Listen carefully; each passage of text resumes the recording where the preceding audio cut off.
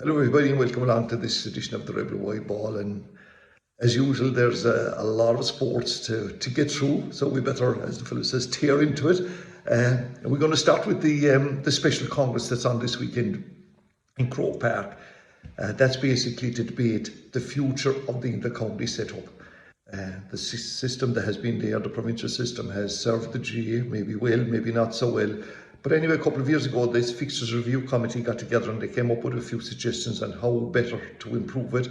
One of them was that the 4 provinces would have 8 teams in each, and those of you who did geography in school would know that that would necessitate a number of counties moving from their own provinces. Anyway, that's out the window. So what's on the table now is basically the system whereby the leagues would go ahead as normal, and when the leagues would be completed, the 11 teams would proceed from the leagues into the All-Ireland setup.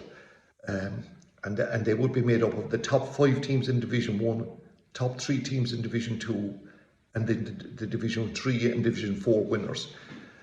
There's debate all over the place about it, and some counties have debated it and have mandated their delegates to vote for it or vote against it. Then you have the the counties who have abdicated their responsibility. They have given plenipotentiary powers, if you like, to their delegates. And you know, the last time that we were dealing with plenipotentiary powers in this country, it didn't work out that well for us. But basically, those that have given the plenipotentiary powers, it's a euphemism for saying go and listen and then vote against it, right? That's basically what these cowboys are at. A number of these counties have adopted this attitude. Cork at least had the courage of their conviction. They debated it and they have decided to vote for it. Now, whether it's going to be carried or not, it has to get 60% approval. I'm not too sure. You'd imagine all the weaker counties would be against it. Maybe that's not the case either. No, it only applies to football. The Ulster counties are vehemently against it because they're Ulster Championship, even though these provincial championships would still stay, but they wouldn't feed into the All-Ireland series. And in Ulster, it's not only the other crowd that keep saying no, the GA fellas up there have a habit of it as well, to be quite honest with you, and they will want to maintain that. So that's a big stumbling block. As I said, it needs 60%. Whether it gets it or not, I don't know. We'll know on Saturday afternoon. But I'm not saying hopefully. I would like if it went through, but this is for another day. On the intercounty management situations, I tell you, we were taken by surprise yesterday when King Henry, as he is known, Henry Shefflin, was appointed as the Galway senior hurling manager. Early in the day, Davy Fitz was the shoe-in for this, and they had all his guys coming up from Clare. I don't know what happened to Davy there. My God, he's been around the block enough. So this is a big test now for Henry Shefflin, taking over a county that will be playing against his own county. I mean, the general consensus was, you know, that Henry was going to wait until the other king, Brian Cody, would retire. And maybe a lesser known item of news was Cian O'Neill, who was the Cork coach for the past 2 years, has moved to Galway. This gentleman, who was a native of Kildare, has been involved with a number of counties. And but when he finished up at Cork this year, I didn't see him moving anywhere else, but he did, and he's now going to be with the Galway footballers next year. Anyhow, moving on, and to county championships now, there's not a huge number of games this weekend. The number of clubs that were down to play quarter-finals in hurling got a week's break because their football team were beaten last weekend. So that's basically explained that. But we have a number of quarter-finals and relegation playoffs, as we call them, all in hurling, none in football. And the Premier Senior is where it's all at. As you know, Sarsfields are through to the semi-final. But the 3 quarter-finals, oh my God, they're interesting. They're all on Páirc Keeve. The first one is on Friday night, and that's between Erin's Own and Middleton. And to my mind, the Erin's Own have been a bit of a surprise team. Middleton have been really good this year as well. Just, you know, last year they didn't play up to their potential, so that's going to be a really interesting game. Middleton would be maybe the slight fancies, but nearly every team that played Erin's Own were fancied against them as well so far this year, and they've been well organised, well tutored. It'll be a really interesting one on Saturday. Then there's 2 on Sunday at 2 o'clock. Douglas and has their all come to lay claim. They've never won the senior hurling championship in Cork. They're playing Blackrock, and they're near enough to each other. It would be a big scalp for them. I think their time has come, like their footballers last weekend against Nemo Rangers. I remember saying, I think on this, that their time had to come as well that time, and they'd been beaten by Nemo often enough. So I think the same thing, even though it would be, surprising some people's books that the Blackrock, the county champions, would be beaten. And then at 4 o'clock, Glen Rovers will take on Kelly, and even though that there's a huge dependence on Patrick Hogan for their scorers in Glen Rovers territory, I still think that they might sail through that one. Then the only game in the no game I think in senior hurling, in the Premier Intermediate hurling, the quarter-final pairing that's going to be played Sunday, I think, in Blarney, 3 o'clock, and that's Kilworth, who were relegated last year, taking on Valley Rovers, and this is a close call now. Trying to predict who's going to win here. Kilworth probably a little bit more experienced, but Valley Rovers, a late come back in their last match out against Watergashill, will stand them in good stead, but they're a club that are, they're battling on both codes, and the fact that they're facing Castlehaven on Sunday week is another item of distraction, if you like, for them. By the way, Kilworth would consider themselves a jewel club as well. They're in the North Cork Junior Football Final on Sunday week. So that's that one. Intermediate A, 2 big quarter-finals here, both on Saturday, both on at 4 o'clock, and then the meeting of the neighbours, Ahabollock versus Clodove. So I think that Ahabollock would be the side I would fancy here. They're having a real good season. Their footballers involved, we'll be talking about their Camogie team in a minute. So they'll be slightly fancied in that one. And this Clodove team, they have footballers from Camogie playing with them. They have 2 players from Mahina, and so do Ahabollock as well. You have Daniel Deneen, and I don't know, there are other Kilnamartyr lads as well. So that'll be an interesting one.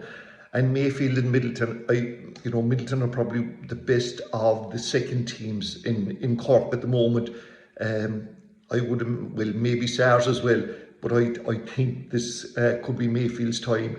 Ahabollock and Clodove in Ovens, as I said, Saturday 4 o'clock, and the other game between Mayfield and Middleton is on in Cove.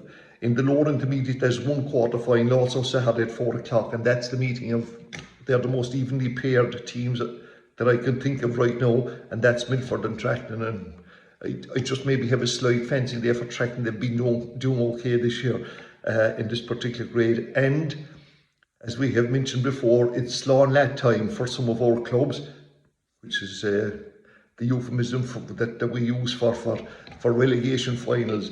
And we have 2 of them this weekend. We have the intermediate A hurling between Glen Rovers and Blackrock were relegated last year. There's certainly none of them will want to get down into the lower intermediate grade, because in 12 months' time, 8 teams there will be all relegated down to junior. And in that game goes on in Ballincollig, and then in Riverstown, also Saturday at 4 o'clock, we have the lower intermediate relegation final between Grenagh and Russell Rovers, and it's only a short while that Russell Rovers were in last year's county final, so I fancy them. Grenagh haven't had the best of seasons, so I would be predicting, if you're into that kind of thing, that Grenagh might be the team that would go down there. Moving to, and we started it last week, divisional action, if you wish, and just to go through what's happening in the divisions. And I know that in some divisions they're kind of fighting for their identity, if you like, but that can go for another day. They're now at very important stages of their concluding of their junior championships, both hurling and football. Ballinhasig, the Southeast division is finished in both, with Ballinhasig, the football champions, and Ballymartle, second team, the hurling champions. There are, I think, 4 junior A hurling finals on around the county this Sunday. In the city we have St Vincent's meeting Passage. St Vincent's, I think, won this back in 1957. Passage have never won it. They're trained by Teddy McCarthy this year, so I fancy them. They're a club that are making a lot of progress both on and off the pitch, and I was surprised that their junior football team were beaten this year, because remember last year they won that for the first time in a while. So that game goes on Sunday 2:30 in Ballinlough. In Duhallow we have Drumtariff playing Mill Street. I think the last time Mill Street won this was back around 1963. Drumtariff are the champions, the favourites, and I think they will win it. And remember, Drumtariff are still involved in the Intermediate A Football Championship, and that game goes on in Bantira at 2 o'clock. So definitely Drumtariff would be, I think, not alone maybe a favourite to win this, but they'd be one of the strong teams to go out into the county. In Cabri, we've got an interesting pairing in Sunday in Clonakilty, and that's Ballinascarthy, who are no strangers to this trophy. But St Mary's have never won it. They were beaten in last year's final, and I think they were beaten in a final way back in the dark ages. So it's a big day for St Mary's, and remember their footballers are also involved in the semi-final of the Junior Football Championship in the division. Two characters that were great players in their days will be involved coaching here. Vincey Hurley from Corsi Rovers, I believe, is the Ballinascarthy coach, and Danny Toomey from Newcestown. It's his first time dipping his toes into the coaching scenario when he takes charge of St Mary's, and oftentimes this is where it starts for young coaches, maybe slipping out into a club not too far away from them, and of course some of them do it at home as well. Let's not forget to make that point. And the other game in the Camogie division is their very interesting Junior Football Championship. There's a semi-final in it, and that's Tyke McCorricks, who should be too good for Camogie Rangers. That game going on Saturday. In Muscovy, we have also a junior hurling final, and in Muscovy, the junior hurling championship is basically Ballinora against whoever else comes from the second teams, really. And on this occasion, it's Inniscarra's turn to step up to the plate, their second team, and that game goes on in Ovens at 3 o'clock on Sunday. And again, I think Ballinora would be the favourites in that one. In that division as well, in the Junior A Football Championship, they have one semi-final on Sunday at 12 o'clock, 12 noon shootout between Ahina and Aerogue. It's Aerogue's second team, but Ahina beat Kilmurray last weekend, and I kind of made a comment. I was a bit surprised to be rebuked by an Ahina follower who told me this. They beat Kilmurray 2 weeks ago as well. 2 years ago, my apologies. So can Ahina go on and win this championship for the first time? Well, I'd imagine not, because on the other side of the draw you have Camogie and Ballincollig, who I think will be playing maybe on Tuesday night. So yeah, that's an interesting scenario there. And then finally in Avondhu, now because they don't have their champions don't play in the county until the semi-final, they're well behind other divisions in their championship, and they have 4 quarter-finals this weekend. On one Saturday, Kilshannig play Ballygiblin. These are football clubs as well. Ballygiblin are the footballing version of Mitchelstown. I think Ballygiblin would get through there. And then you have Clyde Rovers, very much into football as well. Marion was still involved, versus Glanworth. Well, they're called Harbour Rovers in hurling. Now, they're the same club from what I gather. I'd say there's a greater chance of finding a Rosary beating an Orangeman than finding a Harbour in Glanmore. But anyway, they call themselves Harbour Rover for hurling purposes, and like I'd imagine that'll be a close match. We'll go for Clyde there, just so that for those who are taking serious notes on this. And then on Sunday, there's 2 other quarter-finals. Dromina, small little club up there in North Cork, play Kilavolan. I think they'll get over that one. And Ballyhooly, who were very unlucky last week in the football semi-final, take on Charleville's second team. And finally, then we move to Imokilly, where they're down to 3 teams, and they've one semi-final on Saturday in Ballinacurra, and that's Cove versus Erin's Own. And I think this is the first time I've seen second teams creeping into the latter stages, or am I wrong on that, of these Cork Junior Hurling Championship, because nearly every other team in the division have won the divisional championship and gone on to win a county. But anyway, Cove haven't, or if they have, it's been a long time ago, and they were beaten in last week's football last week's football final. So yeah, and St. Eater's are the team then that are waiting in the if you like, waiting for the final of for the final of that one. So moving on then to our ladies sports, and it's again moving down the home straight. In the ladies football, there's one intermediate football championship replay.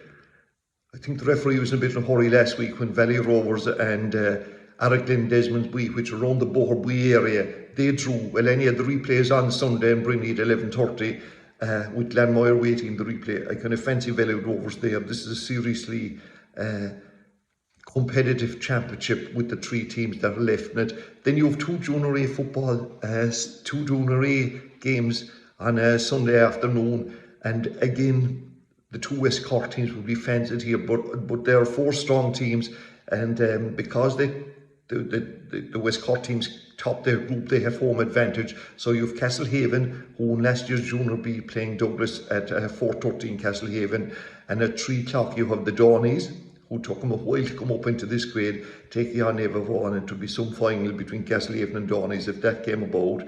And finally, in ladies football, the Junior B decider. And that game goes on, as far as I know, on Brinny Sunday at 3:30, and it's O'Donovan and Rossa who were beaten in last year's final versus Watergrass Hill, who are perennial visitors to this stage of the championship, and they are a tough competitive outfit. But the fact that Laura O'Mahony is back from injury, I think will tilt the scale slightly in favour of O'Donovan and Rossa. In Camogie, two big finals this weekend. The intermediate one on Saturday between Ahabullock and Father O'Neill's. And do you know the way Ahabullock are going in hurling and football, and they're a massive club. You know, they're pitching in their pitches and coach, but they're constantly staging county games. And they're a big part of the community. I'm not for one moment saying that other clubs aren't either, but I think that Ahabullock, even though that the Camogie people tell me that his Father O'Neill's are the favourite side, but we'll be interested in that one. That's goes on Saturday at 3 o'clock, and of course I know Ahabullock are involved themselves in hurling, so it's a bit of a pity that this is happening. And the same thing happens on Sunday, and there's a clash as well with Inniscarra playing in the Mid-Cork, but Inniscarra take on Shandoon in the senior final, 3:30, and Inniscarra, I think this is their 4th or 5th final. They were beaten last year, remember, by Corsi Rovers. Well, I don't know when was the last time Shandoon appeared in the final, but we've been mentioning that they are a real good team if they get, you know, once they have all their main players playing with them, and they have now, so they could cause a bit of a surprise in that one. And then on Monday, the Junior A semi-final is on. That's between Charleville and Slieve. Probably Charleville will get through there, and they will end up playing Ballinora. So moving on then to soccer, and we'll start with the Ireland women's team. And tonight they start their 2023 World Cup campaign. Now, they've never qualified, as far as I know, for a major event. And what's going to happen, they're in a group with 4 other teams, and they'll play them twice over until next June, I think. And the teams they're involved with are Slovakia, Finland, Sweden and Georgia. And they couldn't face a tougher task for their opening match against Sweden tonight in the Tallaght Stadium. And I mean, if they got a result there, to be fabulous for them. Then on Tuesday they travel to Finland at 4:30 for their second game, and we'll be following their fortunes. In men's soccer, if you like, it was nearly, and it could be still, the perfect weekend for all of you Liverpool fans. Now just think back to last Sunday, beat Watford 5-0, and Manchester United. Like, the fortunes and the misfortunes of these two clubs contribute to the happiness or unhappiness in similar fashion. At the same time, United, they were drawing 2-2, I think, with Leicester, and then conceded 2 goals, right? Well, this was Ollie's swan song, out the gap, there's no need for any more. And then on Tuesday night, in the European Cup, with a massive win for Liverpool, they went ahead 2-0, then they conceded 2 goals, and I think Atletico Madrid got a penalty, which didn't happen. And then in the end, Mo Salah, that incredible player, got a goal and put Liverpool, they won that one 3-2, which was, I think Mo Salah created a European record, or a Liverpool record, becoming the first player from that club to score 9 consecutive matches, and he also becomes their top European scorer, going past the famous Steven Gerrard. Meanwhile, United, and those of you that follow that club, had a rough night last night, or at least for a part of it. They were playing Atalanta in Old Trafford, and this was definitely going to decide everything. Down 2-0, and at half-time you had the fans booing, and they were going to take the steering wheel off Ollie, absolutely no doubt about it. And then an incredible second half where I think was Rashford first getting one of the goals, and they came back with Harry Maguire. Sometimes I don't know what to make of this fella, but anyway, and then of course it had to be Cristiano Ronaldo, a short cross, and he got up, and what a count that fella has on him, and into the back of the net. And all of a sudden they were singing, Ollie at the wheel once again. So the big one on Sunday is when they take on Liverpool and Manchester United meet at Old Trafford 4 o'clock, or is it 4:30? I'm not too sure. And will that decide it? I honestly don't know. But it's going to be some battle for those of you that follow either of those two clubs. For the rest of you, probably you have something better to be doing with your life. By the way, Chelsea and the other two teams in Europe, Chelsea and Man City winning. So for the weekend, they have kind of handy enough games. City taking on Brighton, Chelsea taking on Norwich. And of course, Newcastle, who fired poor old Steve Bruce, well, they put away the gun until he got over last Sunday to make sure that he was he got his 1,000 premier match in charge of a team, and then they fired him the following day. So the Saudis are in town and they have a match against Crystal Palace. For those who've misfortune to follow Arsenal, match on Friday night against Aston Villa, and finally Leeds, whose season is not going great, they have a match, as I said, against Wolves. I think that game is again on Saturday. And finally, moving to rugby, it's Munster. They are really flying this season, and they play their final game in this famous United Rugby Championship, it is called now.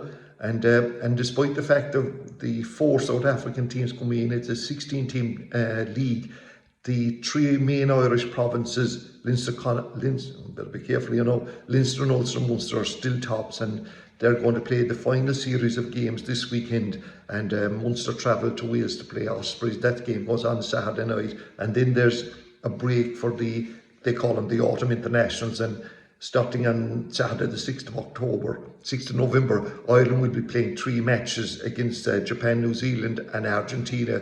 The panel was announced during the week, about 10 Munstermen on it, including Simon Zebo. And of course, Zebo was the guy who was put into international, I suppose, exile because he moved to France and played with Racing. Now he's back. And the last time he played, I think he has now 35 caps. The last time he played was against Japan in 2017. And of course, Gavin Coombs, who's the new kid in the block, will now get a chance to firmly establish himself, the West Cork man, into that Irish team. So that's about it. Until we meet again, thanks for tuning and mind yourself.